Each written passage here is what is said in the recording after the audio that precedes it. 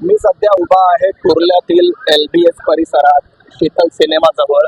तुम्ही बघू शकता इथे सकाळी कमरेच्या वरती पाणी होतं. रात्रभर पाऊस सुरू होता.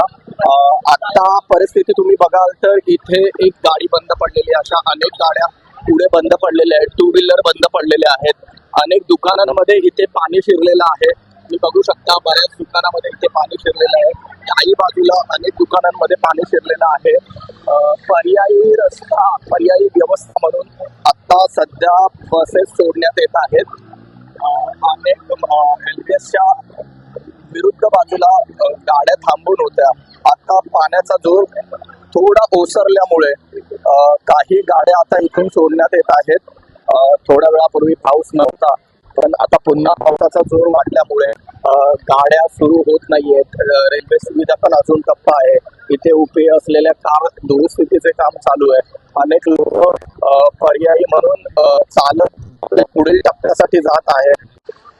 आपल्यासोबत काही नागरिक आहेत, ते कुठून आलेत आणि कुठे अडकले, त्यांच्यासोबत लहान मूल आहे. आपण त्यांनाच विचारूया, आप कहाँ से आए और कहाँ पे जाने वाले हो? मानपुर से आया था, शीतल हॉस्पिटल आया था, वापस मानपुर जा रहा, दवा लेने आया था बच्चे। अच्छा, बच्चे के लिए दवा लेने आया था। तो आगे कोई गाड़ी वगैरह शुरू है? बाइक है, हमारी बाइक है, बाइक में उधर रखा हुआ है, ट्रेन वगैरह तो सब बंद है। अच्छा, हाँ.